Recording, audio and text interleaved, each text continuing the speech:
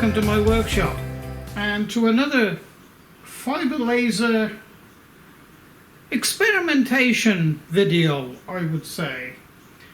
Today we're going to carry out some experimentation on settings and, well, what a 30-watt fibre laser will do to just ordinary steel. I think this is mild steel. It's a ex-Hewlett & Packard casing, actually, and I think it's got some sort of coating on it. Might be zinc. Don't know. But we're going to see what the fibre laser makes of it. So the first thing we're going to do is put it underneath the lens here and put a bit of weight on it, just there, just to hold it down because it's a little bit warped. Okay, it absolutely does matter about the distance between the lens and the work. It's critical within half a millimeter, which is about 23rd. It's very critical. So what I'm going to do is I'm just going to draw a little square and I'm going to hatch that square, and I'm going to show you how to do that. Okay, so in EasyCAD what I'm going to do is come over here and just select the square drawing tool, quickly draw a rough square, then come down into this bottom corner, undo the lock, and I'm going to make this a 12 millimeter by 12 millimeter square, and I'm going to apply that, and you see it automatically jumps to that size. I'm just going to press C on the keyboard just to make sure it is in the center, which it now is. So what I'm going to do then is change it to my cursor tool here. Now I'm coming up to the hatch. Now I only want one type of hatch. A hatch is really just scan lines for the laser to follow. Now I'm using this spiral one. It gives quite a nice visual effect on your piece of work, and I find it one of the easiest to use to get focus, actually. And the second and third are disabled, so we're just using one hatch, and we're going to use scan lines of 0.02 millimeters between scan lines, which is fine for focusing, and we're not going to worry about anything else there, and we're going to OK that. Now we're going to come over this side and we're going to choose, this is the standard settings for speed and power and frequency. So we're going to unclick that because we want to choose our own. And we're going to want 5,000 millimeters per second. Actually, I find that quite a nice visual, because you're after a visual reaction so you can get the best focus. And I'll show you what I'm going to do to focus. Power, we're gonna give it quite a bit of power. We're going to say 80%. Frequency of 20 kilohertz is fine. And so now we're going to go to our material and see what the laser makes of that. Okay, the fan noises that you can hear, actually, it's about 50% of the fan noise is coming from the laser generator itself, and the other 50% is coming from my extraction system.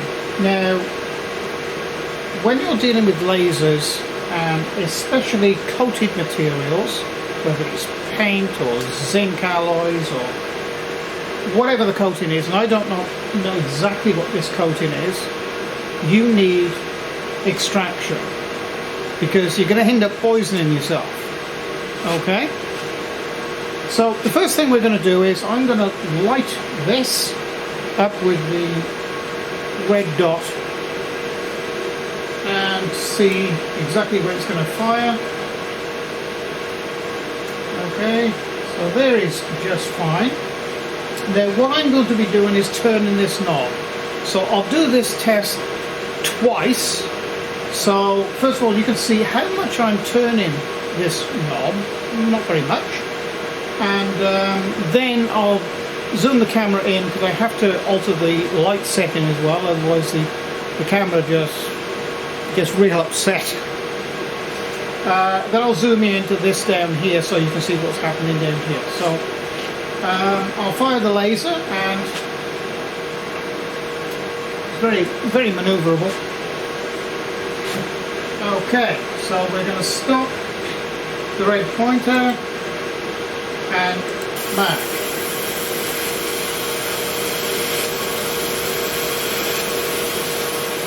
So you can see it's gone out, pretty well out there, so it's way out of focus. So I'm bringing it up, get brighter, brighter, really bright, and then you go past it, and it's out of focus again.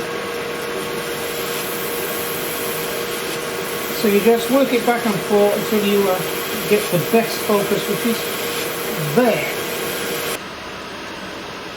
I think you can see that clearly, and the laser is actually cut into the top layer of the steel there, and I can feel a ridge. I mean, it wouldn't be enough to measure, but it's actually cut into the steel there. You can hear that. Well, that's pretty impressive. So what I'm going to do now in this area is I'm going to do that test card that I did in the aluminium in a couple of videos back, just to see what power and speed does to steel.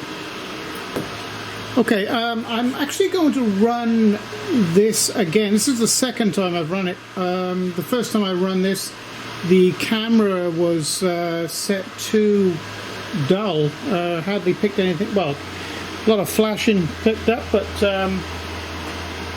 I think we'll get a better result this time on the camera. So here we go.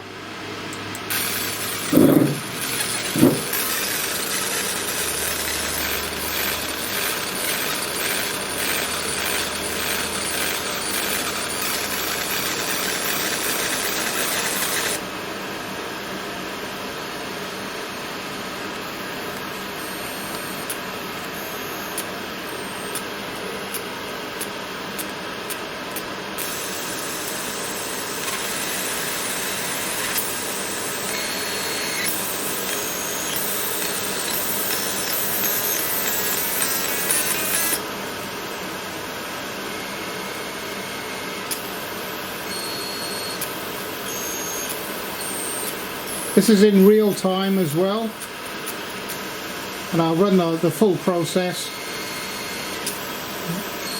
These sparks that you can see coming off, that's actually the laser removing metal. It's removing steel and burning it up.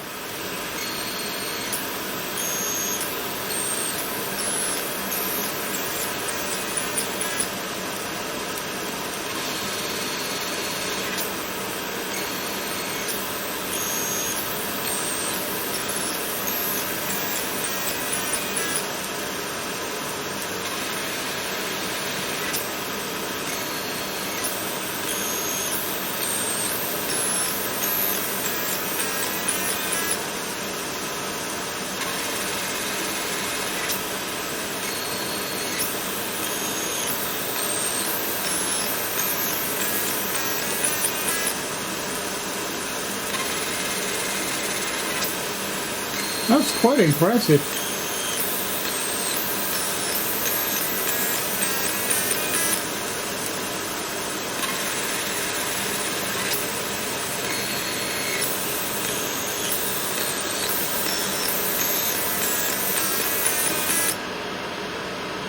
Wow. That was pretty impressive. Just going to run my finger over that. Oh, you can definitely feel that. You can feel the grid left behind. And there is a recess. Let's get the scribe in a minute. You can feel that ridge. And there is a recess there. And it fades out as you come this direction. That is impressive. Look at different shades, everything from white all the way through to black. Okay, so I've got this Celtic cross that I've made roughly 2 inches by 2 inches, and I'm just judging by the test card that we just cut on this steel. I'm going to set this. Well, first of all, we'll have a look at the hatch that I've set. So I'll pull that up. I'll bring the camera closer in for you. Incidentally, I do notice a few of you are asking a few questions about where the hatch box is. If this is lit up here, it's actually down here. So you just go to this blue area, left click, and you can pull it out. And it expands. So the type of hatch that I've done, so it's just this hatch number 1. So it's enabled. It's a 0.02 millimeter step over or scan line, and it is this particular depiction here means the laser is going to fire from left to right, then make the shortest distance to the next scan line, and then work right to left, and so on. There's the spiral that I used just now to do the focusing test, and this particular one will fire left to right. Well, actually I could use this one. It'll go left to right and still keep firing. In other words, the laser doesn't turn off. Jumps over to the next scan line and then goes right to left. So we'll use this one. Incidentally, every time you make a change, you must press apply. So that's very simple. We're not doing a cross hatch. I could go around I could burn around the outside as well to make it a little bit more. Yeah, that might be worth doing actually. So we're going to do that. So press apply, and now we can put that back down here out the way. Now we come over to this side, and what I've done is I've chosen a speed of 200 millimeters per second and a power level of 60 and a frequency of 20. Actually I can go 25 frequency, and I don't need to press apply again. When you make a change here, it accepts it. Okay, so let's go and red light this and see what it makes of it. Okay, so I've red lit it. Let's mark it.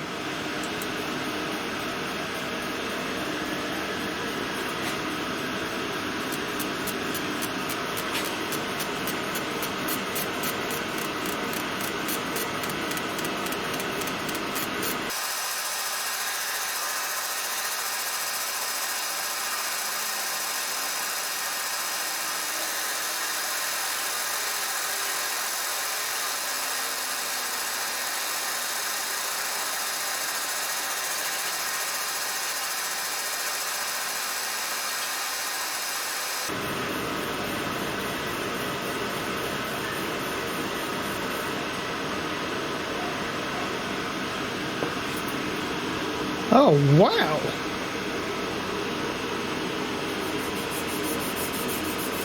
Nothing's coming off. Well, that was unexpected. That's beautiful. I think you might be able to pick that up a little better now. But are you seeing what I'm seeing?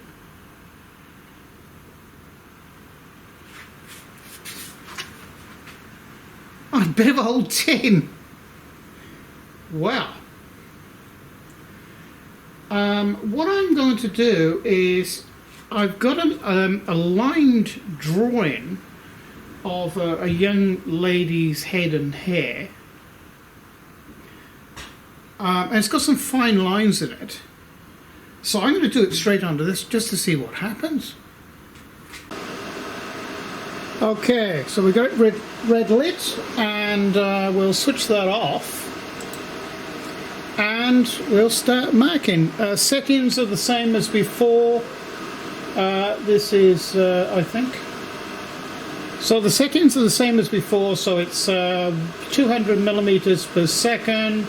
Power is 60, frequency is 25, and let's mark it.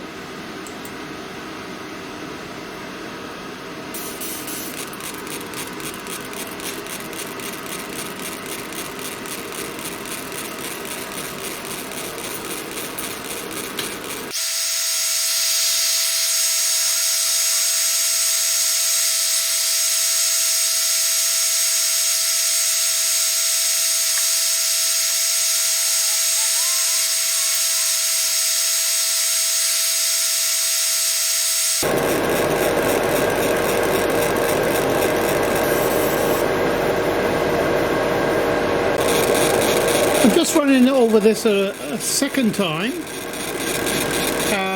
at 20 Hertz, just to make the bottom section down here a little darker, which it is doing very nicely.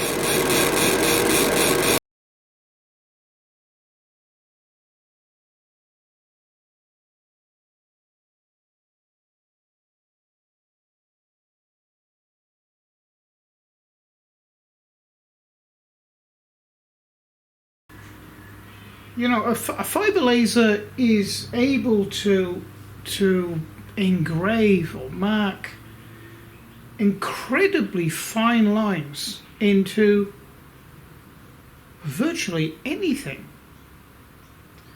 I mean, this is just a piece of old Hewlett & Packard casing, computer casing. It's probably coated with some sort of zinc, but only a very thin layer. I mean, the laser's cut right through that, and able to turn out really fantastic etchings as well as colouring. Now, the colouring, I understand, is whatever the material is, whatever it's coated with, or even bare metal, the laser is annealing the top few microns of material, and of course different temperatures will reveal different colours, and as we've seen in this, it's anything from white to, well, black.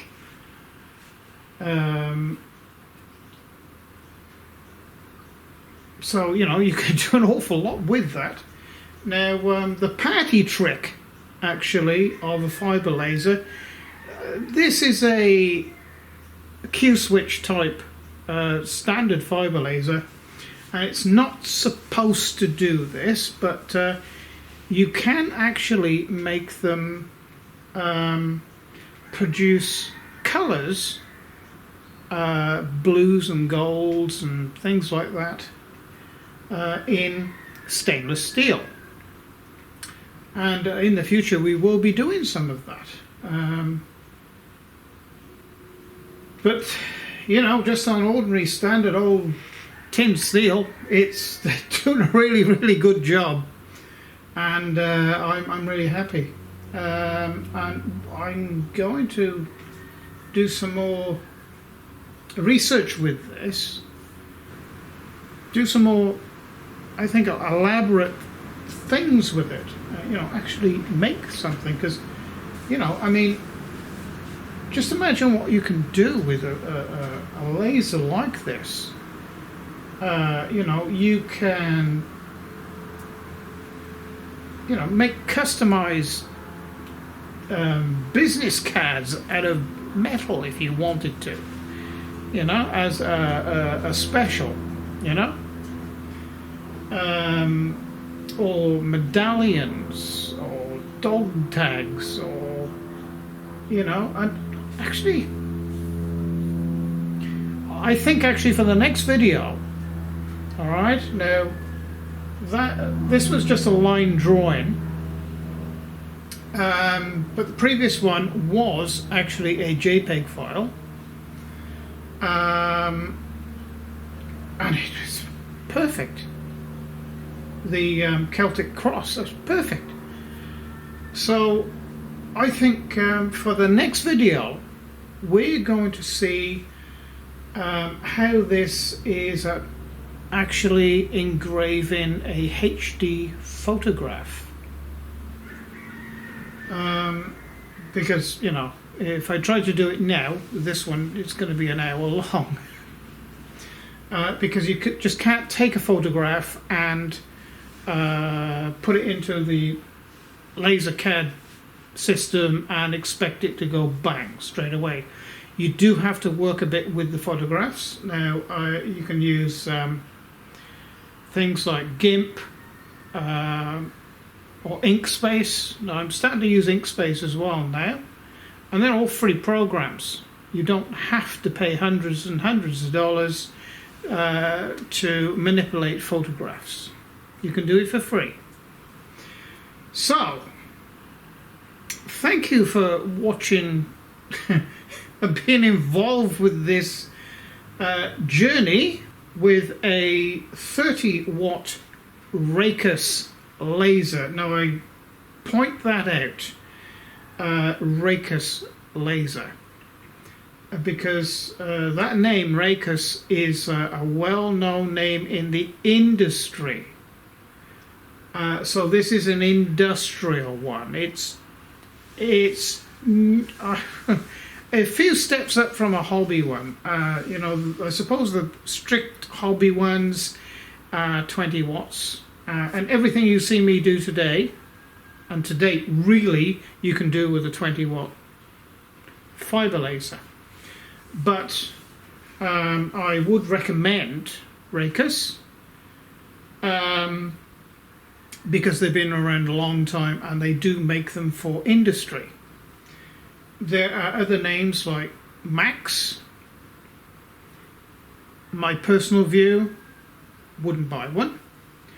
If you read on the internet, a lot of people have had a lot of problems with them. They are not, should we say, not all lasers are the same. Not the same quality. So if you're considering on buying one, because they're about the same price as a fairly reasonable CO2 laser. You know, 100-watt CO2 laser or a fibre laser. They're about the same price. Good ones. In fact, the fibre laser might even be a little cheaper.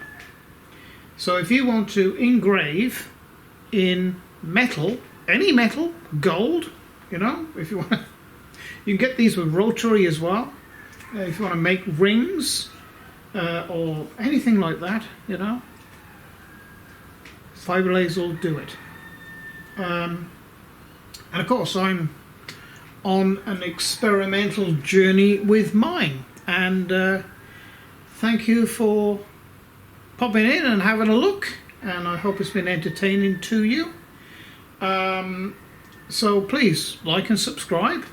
And if you really like the videos that I'm making and putting out there, if you would like to consider becoming a patron, patron information is down below this video in the video description area, because you know, these days after Carper and COVID and everything else, there's you know, the ad revenue on YouTube now is just not there. So it is the patrons behind this channel that keep it going, and you know, I try and bring you as much technical knowledge of lasers and CNC machines, and a bit of wood turning thrown in as well. And for me to continue doing that, you know, I do need support.